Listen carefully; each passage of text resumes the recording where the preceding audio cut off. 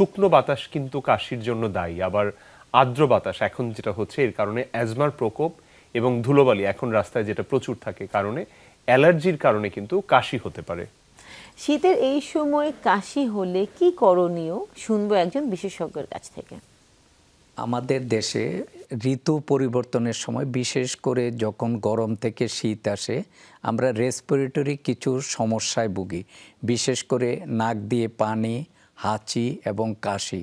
এবং দেখা যাচ্ছে যে এটা অধিকাংশ পরিবারে সমস্ত বয়সের লোকজনে এটাতে সাফার করতেছে। এটার থেকে আমরা মুক্তি নিতে হলে কিছু জিনিস করতে হবে, যেটা করলে আমরা এর থেকে মুক্তি পেতে পারি।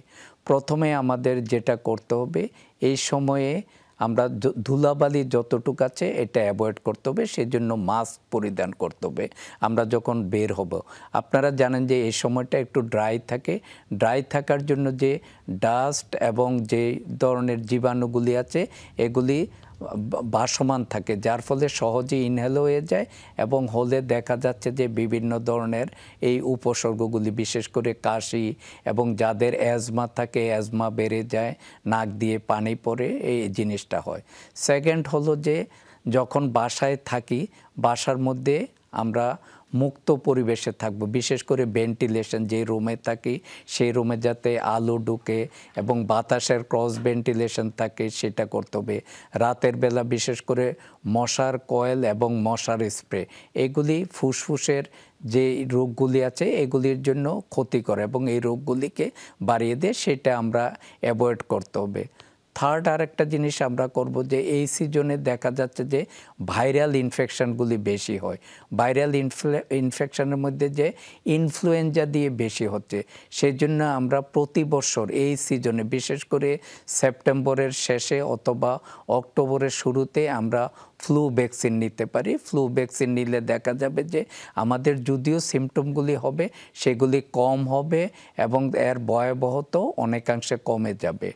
অ্যানাদার থিং হলো যে আমরা যে এই সিজনে এসে দেখা যায় যে অ্যাজমার এক্সাজারবেশনগুলি বেড়ে যায়, সেই জন্য অ্যাজমা থেকে আমরা এড়িয়ে থাকার জন্য আমরা যেই মেনটেনেন্স যে ড্রাগটা আছে, বিশেষ করে যারা ইনহেলার নিচ্ছে ইনহেলার বন্ধ করলে চলবে না, ইনহেলারগুলি চালিয়ে যেতে হবে। ইনহেলারগুলি চালিয়ে গেলে এই সময় যে টেম্পারেচারের চেঞ্জের জন্য যে অ্যাজমা বেড়ে যায় সেটা মোটামুটি কন্ট্রোল থাকবে। আরেকটা জিনিস হলো যে আমরা শুরুতে আমরা বলেছিলাম যে এই সময় সব সময় একটা স্মোকিং, আমরা নিজেরাও স্মোক করি এবং অন্যকেও স্মোকে আক্রান্ত করি, যে স্মোকিং যেটা সেটা স্মোকিং মানে ওপেন প্লেসে স্মোক করা এগুলি বন্ধ করতে হবে এবং বাসার মধ্যেও কেউ স্মোক করবে না। এতে দেখা যাচ্ছে বাসার মধ্যে বাচ্চা বা বয়স্ক বা অন্য যারা থাকে তারাও আক্রান্ত হয়ে যায়। তারপরে ঠান্ডাটা পরিহার করবেন, যখন বাসায় বাইরে যাবেন কুয়াশা অ্যাভয়েড করবেন। তারপরে গলা মাফলার বা এরকম প্রোটেকশন নিয়ে থাকবেন যাতে ঠান্ডাতে সমস্যা না হয়।